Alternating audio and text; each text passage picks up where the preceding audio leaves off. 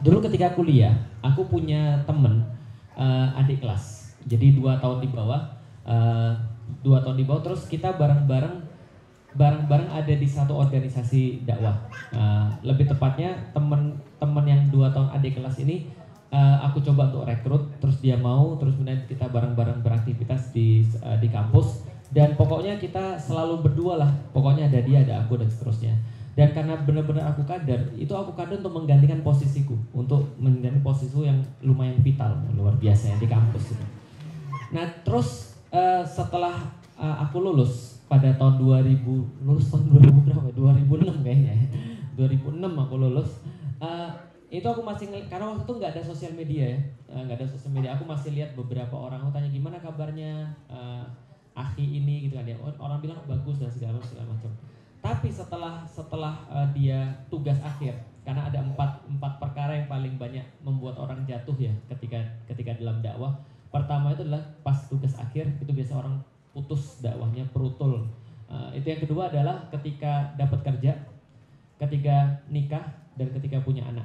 Itu banyak orang perutul di situ tuh. Nah, jadi temanku ini yang pertama ini, adik kelas ini, pas ketika dia tugas akhir itu udah mulai menghilang dikit-dikit. Karena dia bilang sekarang saya lagi TA, saya lagi tugas akhir, saya harus fokus ke sini sehingga saya nggak bisa banyak untuk ikut di dalam dakwah. Namanya, mohon maaf ya, aku nggak menjudge bahwa dia itu digoda syaitan. Tapi kalau dilihat dari keadaannya, syaitan itu kan pengen untuk ngajak kita dengan apapun caranya agar kita tuh jauh daripada kebaikan. Kadang-kadang dengan cara yang baik juga. Gitu loh maksudnya. Makanya kan di dalam Al-Quran fazayyana lahumus syaitanu a'malahum. Syaitan itu tugasnya memake up segala sesuatu yang buruk terkesan seperti seolah-olah baik. Gitu maksudnya. Itu adalah tugasnya syaitan. Nah dia bilang ini tugas akhir, ini kan amanahku ke orang tua dan segala macam. Maka dakwahnya agak di lost kan.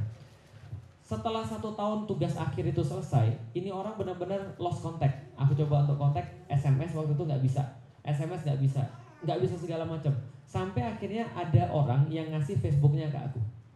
Lalu kemudian ketika ngelihat Facebooknya tuh aku kaget. Kenapa? Dia lagi tunangan sama orang. Dia cowok tunangan sama cewek tentunya, masih normal gitu. Aku kaget. Kenapa aku kaget? Karena dia nggak ngomong sama aku, tunangan. Dan tunangannya dilakukan secara tidak syar'i. Kan di dalam Islam saya nggak ada tunangan ya. Nanti kita bahas kapan-kapan ya. Nah sudah tunangan nggak syar'i pula. Nah lalu kemudian pasangannya tuh aku pikir, wah ini ada yang salah. Apa yang aku lakukan? Yang aku lakukan, rumahnya di Blitar. Nanti kalau ada orang yang tahu masalahku pasti ngerti orangnya. Nah, nggak tahu orangnya nanti ngubungin aku lagi. Aku pergi ke Blitar dari Jakarta, pergi ke Blitar khusus nemuin dia. Aku nggak tahu rumahnya di mana. Aku cuma ingat dia pokoknya katanya rumahnya dekat sekolah. Udah pokoknya blindly pergi ke Blitar, bawa Alila waktu itu sama Umi ya. Nah, sama Umu Alila datang ke sana. Terus aku langsung nanya, di mana rumahnya ini? Di sekolah itu. Terus kebetulan, rumahnya di gang ini. Ternyata tepat. Datang sampai ke rumahnya, dia kaget pas aku sampai ke rumahnya. Terus kita ngobrol-ngobrol, foto-foto. Terus setelah foto-foto aku bilang, yang istiqomah, namanya hidup itu memang senantiasa ada sesuatu yang ngajak kita tuh ya senantiasa selain pada jalan. Oh iya mas, iya mas. Oke, dia orangnya gitulah, namanya juga orang Jawa gitu ya. Orang Jawa kan gitu kan namanya. Orang Jawa. Makanya harus hati-hati kadang-kadang orang Jawa itu. Kenapa? Nanti saya khawatir kalau sifat kayak gitu terus-menerus itu bahaya. Yuk kita makan yuk, bosan saya sudah kenyang gitu kan. Padahal lagi lapar gitu kan ya. Nanti pas di surga, ya silakan orang Jawa masuk surga, saya di luar saja. Dalamnya sama luarnya beda gitu maksudnya. Nah jadi saya bilang iya mas, dia pokoknya saya nasihatin segala macam, iya mas iya. Lalu kemudian setelah saya pulang ternyata nggak ada perubahan. Sampai sekarang saya nggak ngelihat aktivitasnya balik lagi ke aktivitas dakwah. Dan apa cuma satu? Nggak cuma satu, banyak. Ada orang-orang yang dulunya duluan ngajak kita ngaji, sama-sama sholat subuhnya sama kita, kadang-kadang telatnya juga bareng-bareng gitu ya. Lalu kemudian saling mengingatkan dan segala macam. Suatu hari dia bilang, Lik, aku mau pindah kosan. Aku bilang jangan pindah kosan. Kenapa? Kalau kamu berusaha untuk mengeksitasikan dirimu dalam dakwah, nggak ngerti kan, maklum anak IPA ya, sorry ya. Jadi atom tuh punya elektron.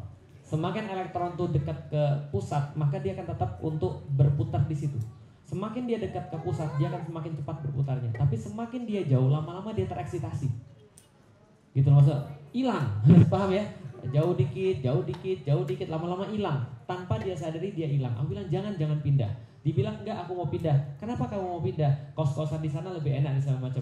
Aku udah ngerti. Ini orang sudah mulai nggak merasa nyaman di dalam dakwah karena itu dia mau pergi. Aku bilang jangan.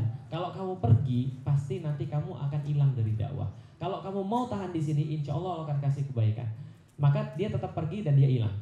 Apakah orang ini cuma 2 orang? Enggak. Terlalu banyak di dalam dakwah. Pasti akan ada orang, people come and go.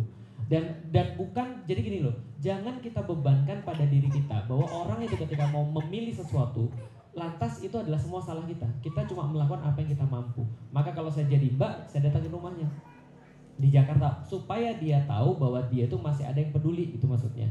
Dan kita nggak berusaha untuk ngejudge, kita cuma untuk nunjukin bahwa aku tuh sayang lo sama kamu, aku tuh peduli lo sama kamu. Jadi kalau misalnya aku sudah datang, mungkin itu akan membuat dia merasa oh ya, aku diingatkan nih, diingetin bahwa aku masih punya sahabat yang bisa ngajak aku dalam ketaatan. Lalu apa yang bisa kita lakukan? Tentunya Depok, Jakarta lumayan jauh ya. Nah makanya siapa tahu di situ ada teman-teman yang ngaji di Depok dan saya rasa pasti banyak yang bisa kemudian untuk mendekati dia atau bareng-barengin dia sehingga lingkungannya itu tetap dalam lingkungan taat. Ingat ya, jangan ekspektasikan diri kita dari dalam kebaikan.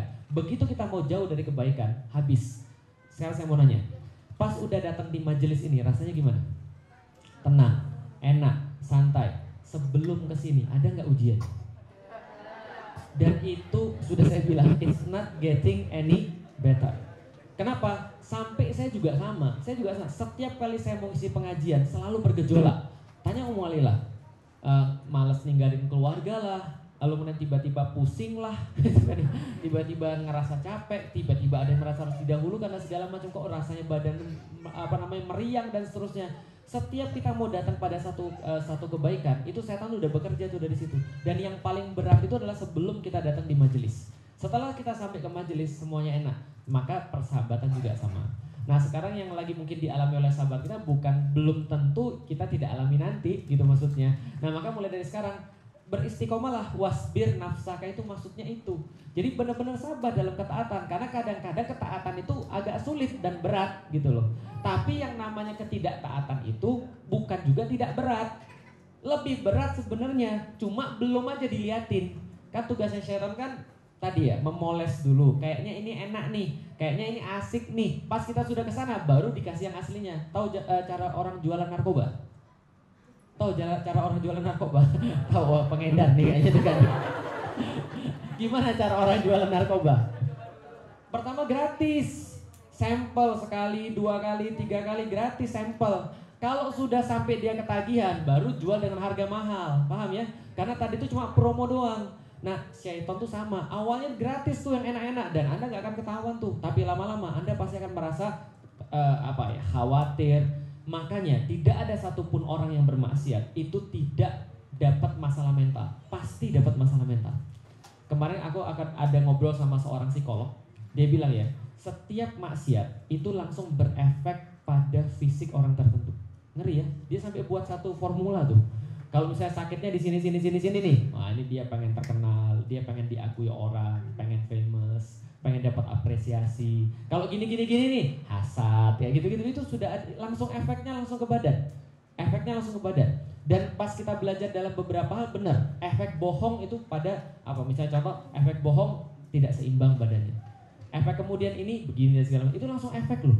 Paham gak sih maksudnya? Nah jadi itu maksiat tuh sebenarnya lebih parah, cuma nggak ditunjukin sekarang aja. Nah itu yang jawaban yang pertama. Yang kedua,